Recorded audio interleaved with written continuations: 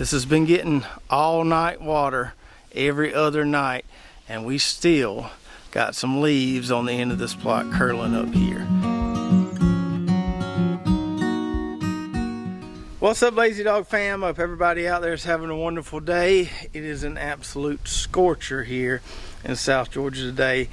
Last time I looked, it was 97 degrees outside, and it is so dry. I can't even begin to explain to you how dry it is. Well, maybe I can. Hold on just a second. See that grass in my yard there? Just crispy as it can be. And you know it's dry when even the cover crops are suffering. Look at the leaves there folding up on that sorghum sudan grass.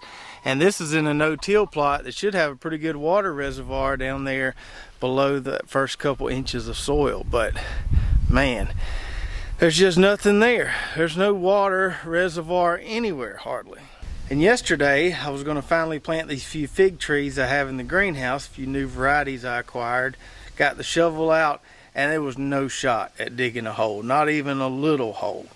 And so I had to set up the irrigation before I plant the tree to make a moist spot in the soil there, just so I can come back a couple days later and dig a hole.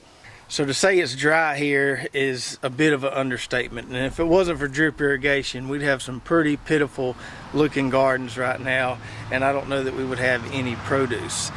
And so, given the fact we do have drip irrigation, we're still having to run it a lot. I have been running water 24/7 for at least the last 8 or 9 days. That means non-stop, all day, all night. Usually 2 hoses come from 2 different spigots all day, all night for the last 8 or 9 days.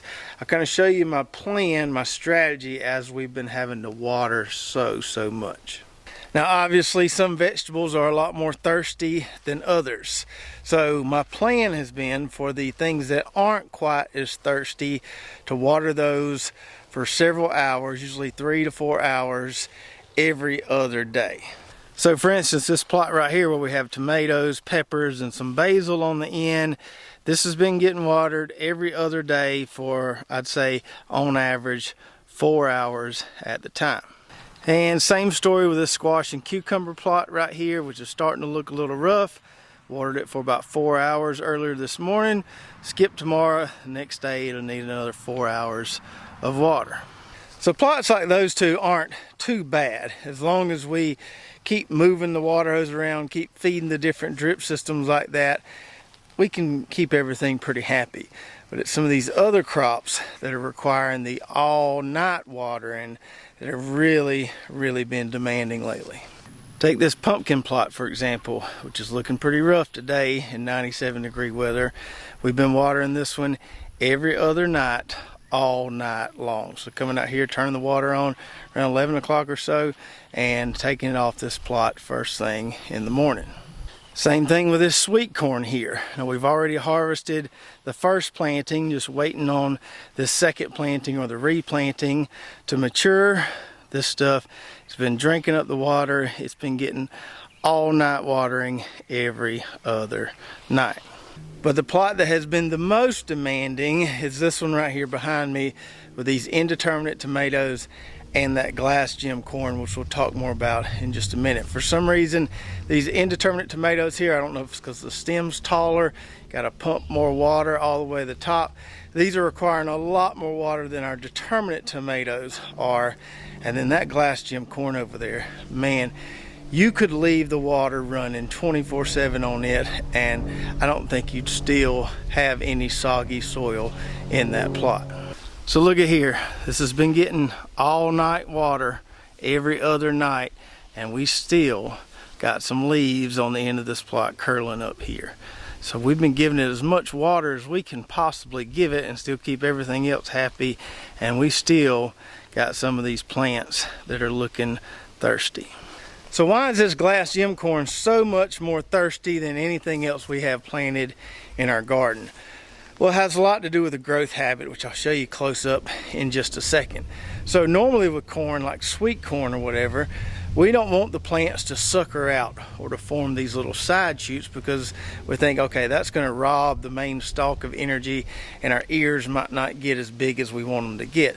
But some varieties of corn, like this glass gem corn, sucker out, you know, any way you grow them.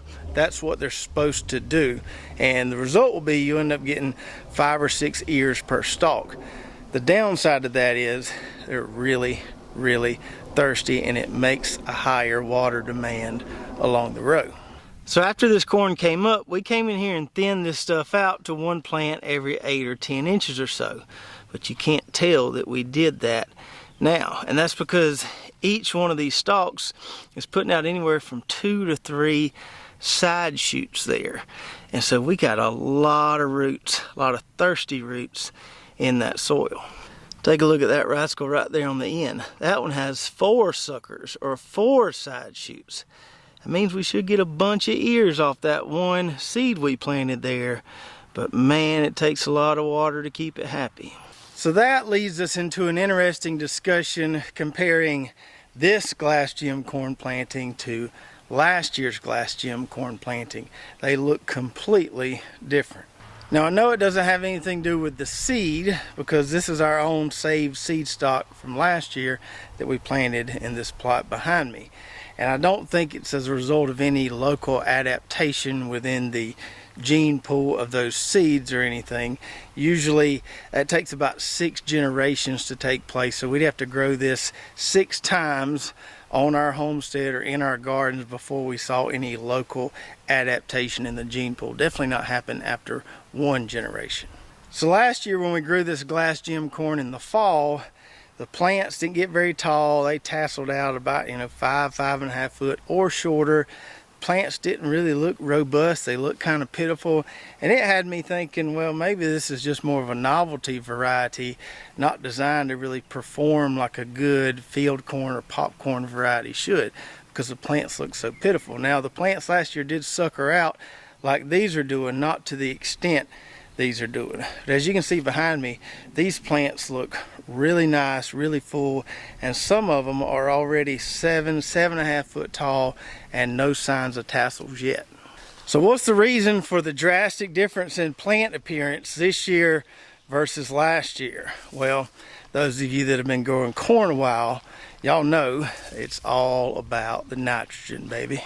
So this tall, beautiful, dark green corn is all a result of these gals right here, who are working on doing the same thing for this plot as they did for that corn plot. So we haven't fertilized this corn near as much as we have fertilized corn in the past. We did put pre-plant fertilizer down. We did side dress it with 1300 one time, but that's it. That's all the fertilizer that we've given it.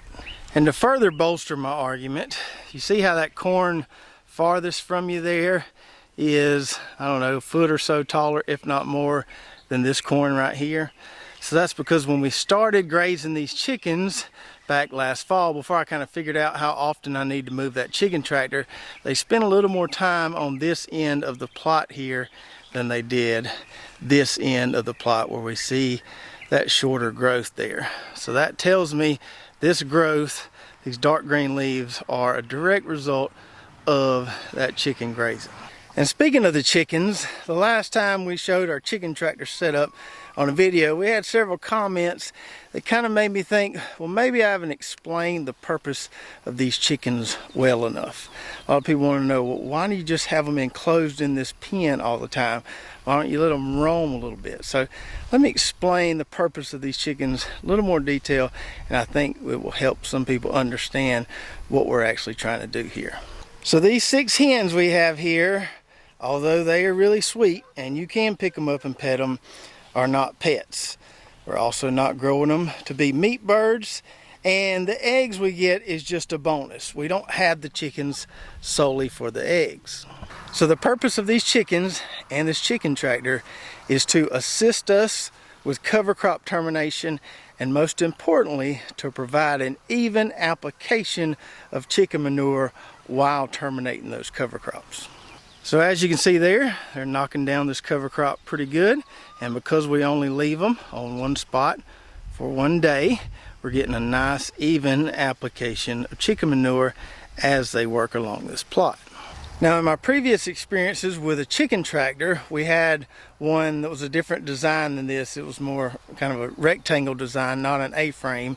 We had some of that Premier One netting that we would kind of wrap around it, and so they had a roaming area outside the chicken tractor.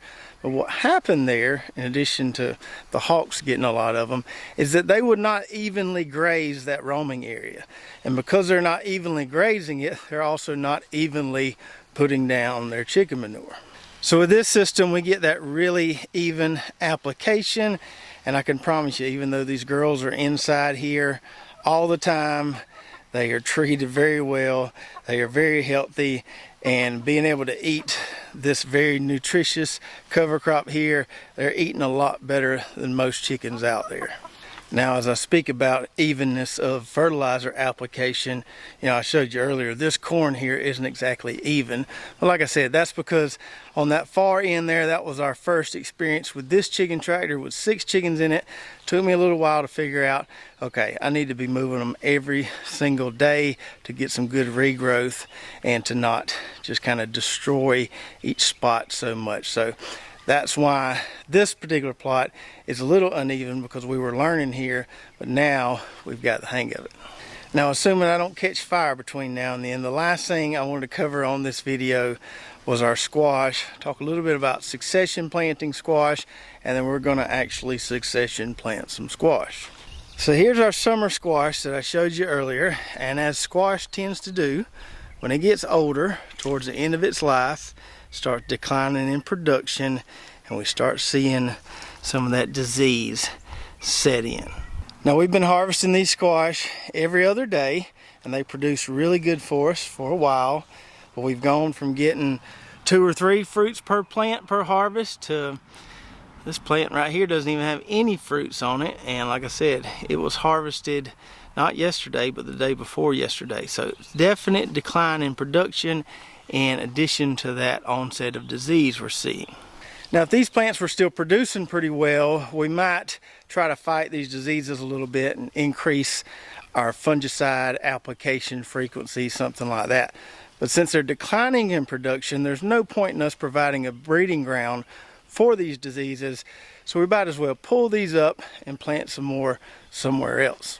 So as I always say, don't hang on to those old plants for just a few more fruits. You're way better off for the long-term health of your soil to get those disease plants out of there and just plant some more somewhere else. I could succession plant 3-4 rounds of summer squash down here through the warm season if I wanted to. Probably not going to do that many this year, but we're at least going to do one more. And this Enterprise variety here has been a great one for us. It's a yellow straight neck, as you can see there. There's a few good fruits on that plant. It's been a great variety, gave us plenty of squash, and I've been really happy with it so far. Now, if you're succession planting squash, you might not want to plant the same variety in your second planting as you did in your first planting. It's not always the case, but in our situation here, it is the case. So Enterprise, like I said, has been a great kind of early season variety for us. However, Enterprise doesn't have any disease resistance whatsoever, and we're starting to see some disease set in on them now. So for your first squash planting in spring, when the diseases aren't as prevalent as they will become when things get hotter, you can get away with planting varieties that don't have much disease resistance. So if there's a variety, maybe an OP variety, an heirloom variety with no disease resistance, and you really wanted to try it, you need to plant that in early spring. As we're planting successions of squash, as things are getting hotter, we need to focus on varieties that are disease resistant. So today we're planting this one here called Grand Prize. And so Grand Prize is a yellow straight neck, looks just like Enterprise. The main difference is this one here has a good bit of disease resistance to it. So this one is resistant to zucchini yellow mosaic virus, watermelon mosaic virus, powdery mildew, and papaya ring spot virus. So has a really comprehensive disease package, and I was saving these to plant, you know, in early to mid-summer, whereas the ones without any disease resistance, we planted those in the spring. So where can we squeeze in a second planting of summer squash? Definitely don't want to plant any summer squash in a spot that's had summer squash or pumpkins or anything like that in the last year or so. Not a lot of open space available out here. Now this plot has got a good bit of open space, but as soon as we get the rest of those taters out of there, we're going to cover crop that entire plot. So that rules that one out. But here, I think I found the perfect spot right beside this kale that won't go away. I'm glad it's not going away, but it's still quite amazing to me that it's still producing and hasn't bolted with these high 90s temperatures we've been having. But anyway, used to have some lacinato kale right here.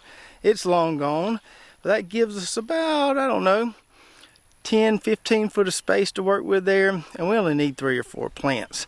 So this little spot right here should be perfect. Now I don't have drip irrigation on this plot here, so these squash plants will be watered overhead, which is not ideal. That tends to lend itself to more diseases, but it is what it is. We're not trying to set any records here. We're just trying to extend our squash production window a little bit, and I think it'll be all right with these few plants in here getting overhead watered. We should still get some decent production. So without any drip, planting is pretty quick and easy. I'm just gonna make us a little furrow here with our triangle hoe. And we're just gonna drop these seeds in here. I'm gonna put them about a foot apart. We can thin them out later if we want to. Treated seeds is what I got for these. That's all I could find when I went to purchase this variety. So about a foot apart, and then if they all come up, we'll thin them out about once every 2 foot. Now you can't tell it by the looks of the soil here, but I did water this plot with a tripod this morning. So I'm not going to water these seeds in right now. I'm hoping, just maybe that 57% chance of rain tomorrow turns into some rain for us. But if not, it'll get some water tomorrow morning with that every other day schedule we've been on. So I hope you enjoyed the video today. It's definitely been tough around here with no rain, as dry as it's been, but we're making it, thank goodness for drip irrigation. And I don't know what I would do if I had to pay a water bill. Thank goodness I have a well. If I did have a water bill, I'm sure it would be outrageous. I probably wouldn't be able to afford to water as much as I have been watering. But thankfully, we've got a good well and we've got drip irrigation, so we're able to keep things alive as of now. And I hope you enjoyed those squash succession planting tips. Remember, if you started out with a good disease resistant variety and you've got seeds left, you can use those for your second planting. If your first variety wasn't very disease resistant, you might want to consider getting a disease resistant variety for that second, or maybe some of you are on your third planting at this point. If you're watching on YouTube, make sure to check out our affiliate links below. A lot of great companies that we use in our gardens here at Lazy Dog Farm. Even got some coupon codes for some of those companies, so you can take advantage of those discounts. Don't forget to go check out our website, lazydogfarm.com, where we've got recipes, our garden blog, recommended products, hats, shirts, all kind of good stuff over there. If you did enjoy this video, make sure to subscribe, hit that notification button, like, and share, and we'll see you next time right here at Lazy Dog Farm. Oh, farewell. By the beauty of your life,